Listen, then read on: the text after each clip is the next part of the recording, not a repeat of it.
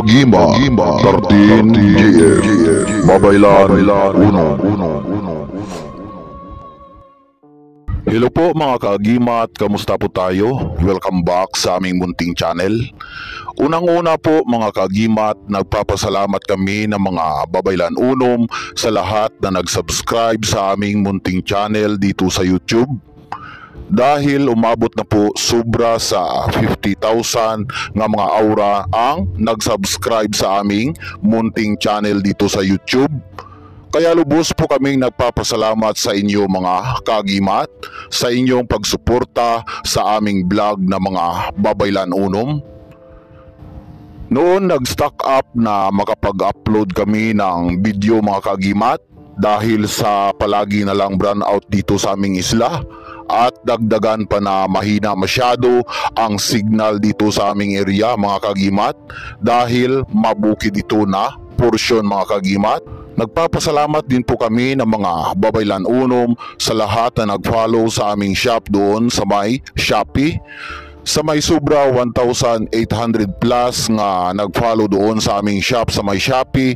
Maraming salamat po mga Kagimat. Pero medyo nakakalungkot din mga Kagimat na last day na ng shop namin doon sa may Shopee sa may April 14 or di kaya ay April 16 yata yon mga Kagimat.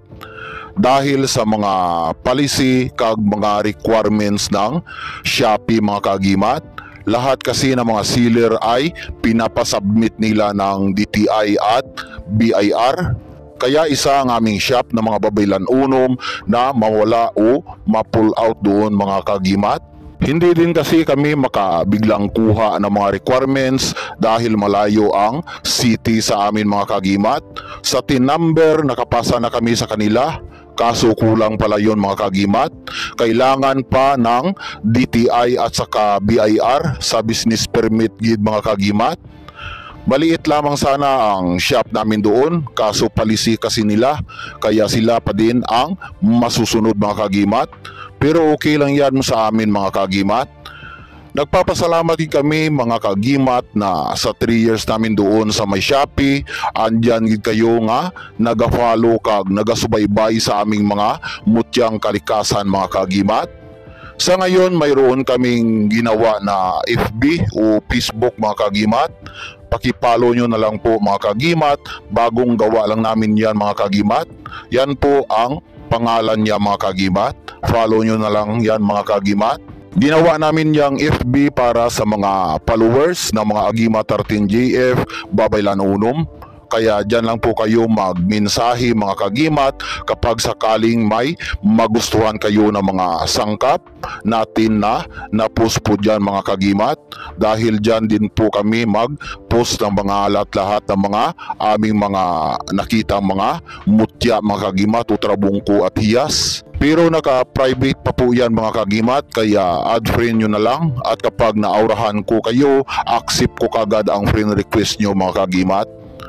Sa mga nagtatanong naman na ating mga followers kung sakali na kami ay i-full out sa may Shopee sa April, may pag-asa pa kayang makabalik kami ulit doon sa may Shopee? Siguro makabalik kami mga Kagimat kapag nakakuha na kami ng mga requirements. Hindi kasi biro ang required nila na requirements, kay mahal man mga Kagimat. Mahal ang bayad kung magkuha ikaw mga Kagimat at malayo ang city sa amin dito. Siguro mag-ipon-ipon muna kami para may pangkuha ng mga requirements mga Kagimat. Maraming salamat po mga Kagimat sa lahat ng subscribers namin dito sa aming munting channel dito sa YouTube at sa mga followers sa aming shop doon sa may Shopee. Maraming salamat po mga Kagimat. God bless po sa ating lahat.